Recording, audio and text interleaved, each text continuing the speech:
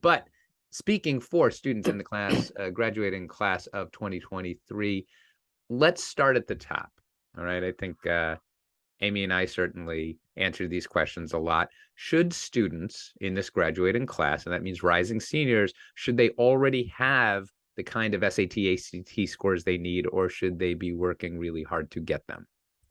Yeah, that's such a good question. And you're right that this is a unique class in that we're sort of post-COVID, right? So, the past 2 years, tests were really unavailable. I live in San Diego, California, and it was really hard to get a test. So most colleges understood that.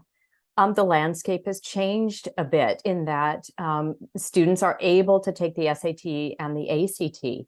Now, a lot of colleges are still quote unquote test optional. There are some that are test blind, but the data is showing that many of the schools that are test optional really did tilt toward admitting more students who submitted higher, of course, test scores than those who went test optional. So to answer your question succinctly, yes, I am encouraging my students to take the SAT or ACT unless they are only applying to test blind schools, such as the University of California, the California State Universities, Caltech is test blind for another 2 years, or a school like WPI. So the answer is yes.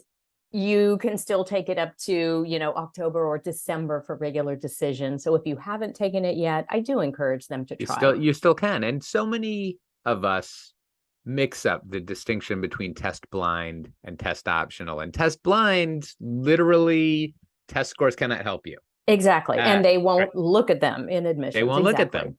Yes. But test optional seems for many like they are saying, yeah, we're kind of test blind, but that's not the case at all. And it never really has been. Test optional is a policy that predates the pandemic, right? Yes. Yes. Although, again, a lot of the schools that adopted test optional policies for the pandemic, some of their data seems to suggest that indeed they are still hoping and expecting a score. Right. So that's what I mean, right? The test optional, like the schools that were famously test optional before the pandemic, accepted the majority of students with test scores, and they generally were really high scores. If I'm thinking of schools like University of Chicago, University of Rochester, Bates, like those schools.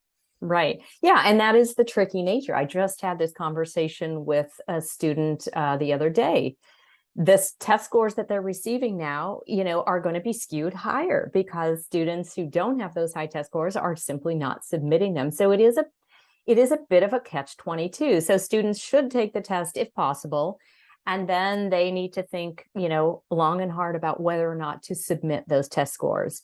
And colleges are somewhat opaque, but really the college websites are fairly open about whether or not you should submit a certain test score. So, students need to be working pretty closely with the colleges that they are interested in.